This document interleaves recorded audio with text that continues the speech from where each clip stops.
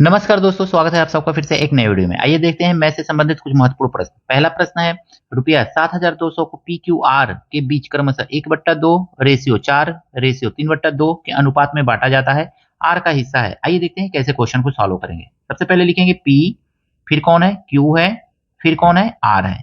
इनका रेशियो क्या है, तो 1/2 इनका है, और फिर इनका है 4, और इन महाशय का है 3/2। अब हम क्या करेंगे ना, जो डिनोमिनेटर है यहाँ पे 2 दिख रहा है, इसके नीचे भी 1 मान लीजिए, 1 लिख लीजिए, ठीक है ना। अब 2 1 2 का एलसीएम लेंगे, 2 आएगा। 2 से इसमें भी मल्टीप्लाई कर देंगे, 2 से इसमें भी मल्टीप्लाई कर देंगे, और 2 से इसमें भी मल्टीप्लाई कर देंगे। 2 से 2 कट गया, आ गया 1। 1 से कटेगा नहीं, ये 1 से 2 दो ही बार में कटेगा, 2 चौको 8 आ गया। 2 से 2 कट गया, आ गया 3। यानी कि पी क्यू आर के बीच का रेशियो अब सीधा सीधा हमको मिल गया 1:8:3। पूछा गया आर का हिस्सा क्या है, तो आर कितना दिखा रहा है, यहाँ पे 3 दिखा रहा है, और टोटल यहाँ पे अगर मैं इन तीनों को जोड़ लें तो 8 4 12 हो जाएगा। यहाँ पे लिख लेंगे 12, और मल्टीप्लाई 7200 रुपए को ही बांटना है इन चारों के तीनों के बीच में, तो 72 12 छके 72, 600 आ गया। 600 का 3 में मल्टीप्लाई करेंगे तो 1800 आ जाएगा। तो यानी आर का हिस्सा जो है कितना मिल गया हमको, तो आर का हिस्सा मिल गया 1800 रुपया। ऑप्शन नंबर डी इसका सही है। इस प्रश्न में कहा गया है ना, किसी वस्तु को 86 रुपया में बेचने पर प्राप्त लाभ उस वस्तु को 53 रुपया में बेचने पर प्राप्त हानि का 2 गुना है। क्रय मूल्य ज्ञात कीजिए। सबसे पहले हम देखेंगे ना, सीपी हम मान लेंगे यहाँ पे कितना है, तो सीपी हमको मानना पड़ेगा एक्स मान लिया। अब कह रहा है लाभ हो रहा है, तो लाभ के लिए हम जानते हैं क्या होता है, लाभ के लिए होता है एसपी माइनस सीपी। यानी 86 रुपये में बेच रहा है, खरीदा है x रुपये में, तो उसको लाभ हो रहा है। लेकिन कह रहा है अगर में हम x में उसको 53 रुपया में बेच दें तो हानि होगा, तो इस तरह से कर लीजिए।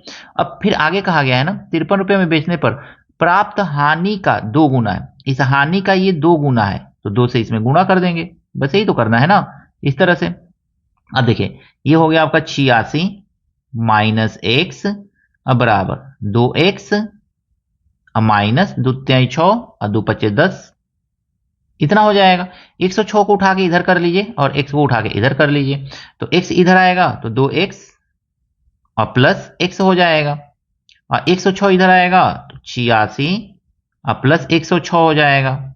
106 इज इक्वल टू, अब इसको सॉल्व कीजिए तो 2x x मिलकर के बन जाएगा आपका 3x, लिख लीजिए 3x, और यहां पे आपको मिल जाएगा 6 6 12 8 1 9 और 192। 3 से काट दीजिए तो हमको x बराबर कितना मिल गया यहाँ पे, 3 छके 18 19 3 चौको 12, यानी 64 रुपया।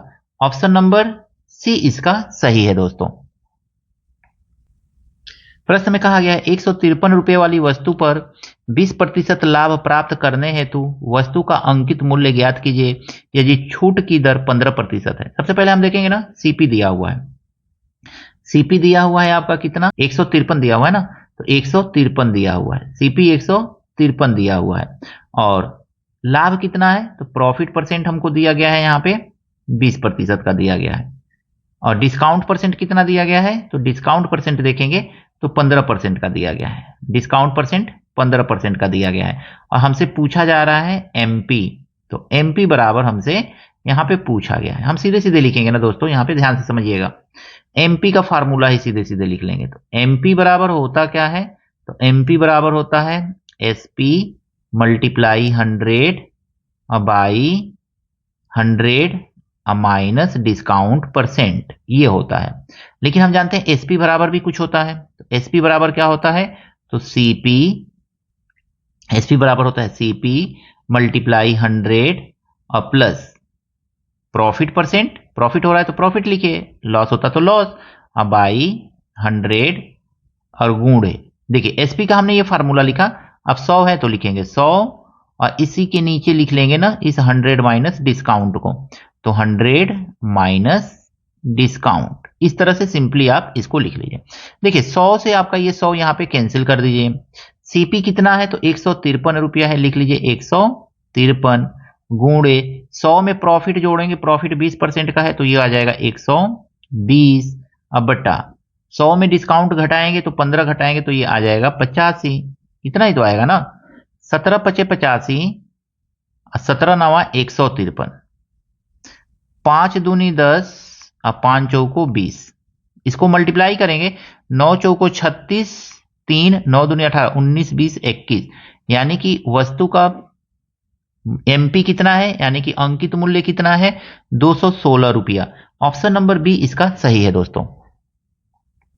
प्रश्न में कहा गया है 3 सेंटीमीटर ऊंचाई वाले समलंब, समलंब कह रहा है ना, समलंब का मतलब हो गया आपका इस तरह का, ये समलंब बनेगा, ये आपका समलंब है, यही आपका समलंब हो गया आपका। अब इसमें ये समांतर भुजाएं हैं, ठीक है।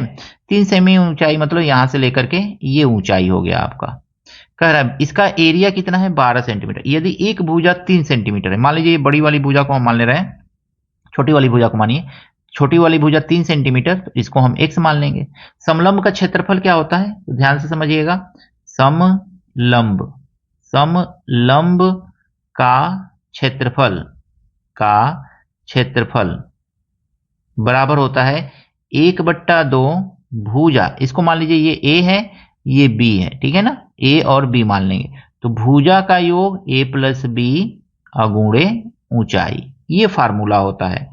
अब दोस्तों करना क्या है ना, तो यहां पे हमको समलंब का क्षेत्रफल दिया गया है, कह रहा है कि 12 सेंटीमीटर है, तो आप यहां पे रखिएगा 12 बराबर 1/2, a की जगह पे रख लीजिएगा 3 को, अब प्लस b की जगह पे x माने हैं तो x रख लीजिएगा, अब मल्टीप्लाई कीजिएगा, हाइट कितना दिया हुआ है 3 सेंटीमीटर ऊंचाई है, तो 3 सेंटीमीटर। इसको सॉल्व करके बताइएगा कि इन चारों ऑप्शन में से कौन सा ऑप्शन सही है, तो कमेंट करके जरूर इसका आंसर बताइएगा दोस्तों।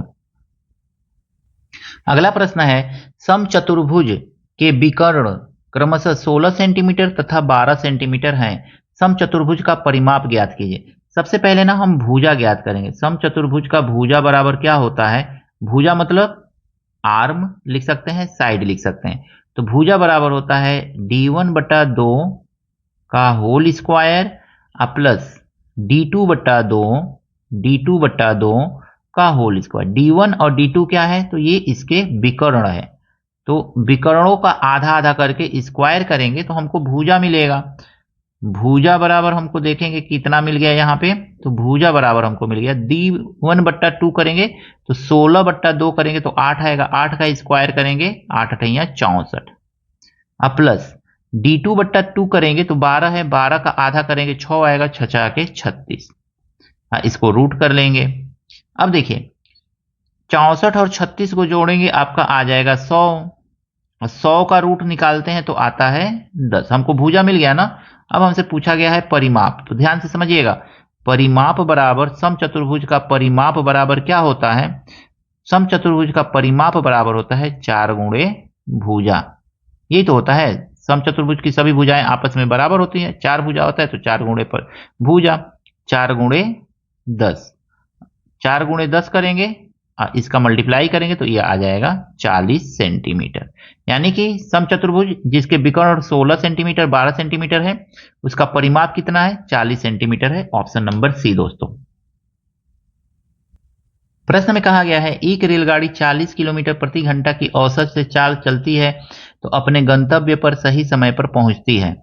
यदि वह 30 किलोमीटर प्रति घंटा की चाल से चलती है तो 40 मिनट देर से पहुंचती है।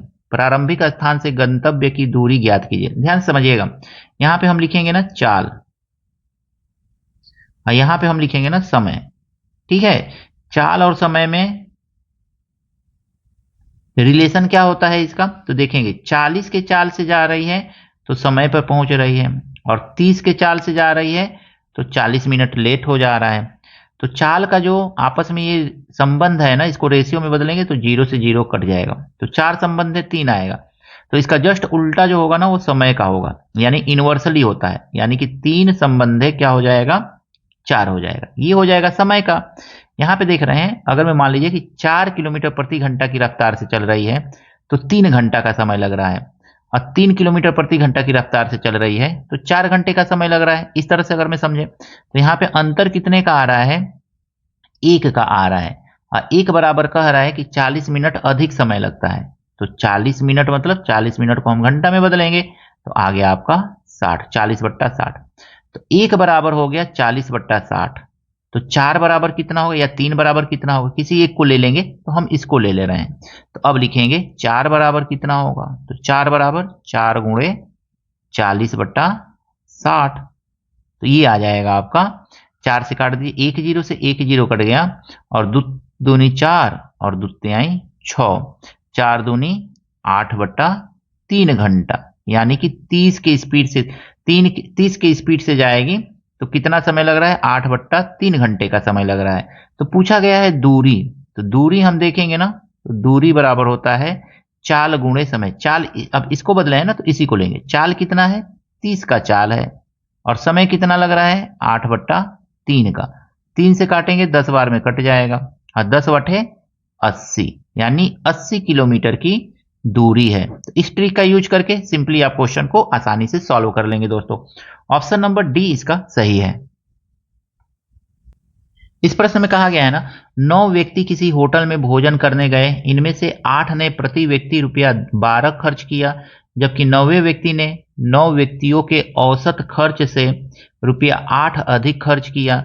कुल कितने रुपए खर्च किए गए? ध्यान समझिएगा, 9 व्यक्ति का मान लेंगे ना, औसत कितना है? तो 9 व्यक्ति का, ये व्यक्ति है, यहां पे लिख लीजिए व्यक्ति,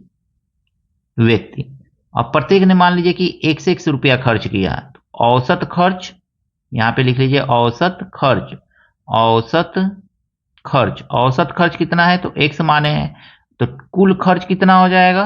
तो कुल 9 व्यक्तियों का कुल खर्च कितना हो गया?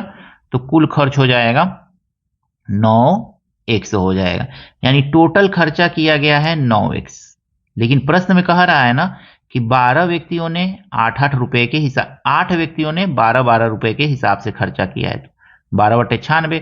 और जो 9वां व्यक्ति है ना, तो 9वां व्यक्ति के बारे में कहा जा रहा है ना कि 9वें व्यक्ति ने 9 व्यक्तियों के औसत खर्च से, 9 व्यक्तियों का औसत खर्च कितना था? x था ना, औसत 9 व्यक्तियों के औसत खर्च से 8 अधिक खर्च किया है। 9 व्यक्तियों के औसत खर्च से 8 अधिक खर्च किया है, तो इसका खर्चा और ये 8 व्यक्तियों का खर्चा मिल करके 9 व्यक्तियों का खर्चा हो जाएगा। अब इसी को हमको सॉल्व करना है, तो 9x बराबर 12/96 और प्लस x और प्लस ये हो जाएगा आपका 8, यही तो आएगा ना। x को उठा के हम इधर कर लेंगे, तो x इधर आएगा तो कितना हो जाएगा? 8x हो जाएगा, क्योंकि माइनस करेंगे, और 96 में 8 जोड़ेंगे, 8 6 14 और 9 1 10, 8 से काट देंगे, तो 8 1 8, 8 3 24। यहां पे हमको क्या मिल गया दोस्तों? तो 8 x बराबर हमको मिल गया 13। हमसे प्रश्न क्या पूछा जा रहा है? कुल कितने रुपए खर्च किए गए। तो कुल कितना रुपया खर्च किया गया, तो यही ना है, यानी कि यही 9x ही तो कुल खर्चा किया गया है। तो 9x बराबर हम मालूम कर लेंगे, तो 9 गुणे 13, यानी 13 9 117 रुपया कुल खर्चा किया गया है 9 व्यक्तियों के द्वारा। ऑप्शन नंबर बी इसका सही है। आशा करता हूं ये सभी प्रश्न आपको अच्छी तरह से समझ में आए होंगे। कहीं कोई त्रुटि है, कुछ गलतियां हैं, कमेंट करके जरूर बताइएगा। वीडियो अच्छा लगा है दोस्तों के साथ शेयर कीजिएगा, लाइक कीजिएगा। चैनल पर नए हैं, चैनल को भी आपसे हाथ जोड़ करके निवेदन है, सब्सक्राइब जरूर कीजिएगा। मिलते हैं नेक्स्ट वीडियो में इसी तरह के कुछ नए प्रश्नों के साथ। Thank you, best of luck.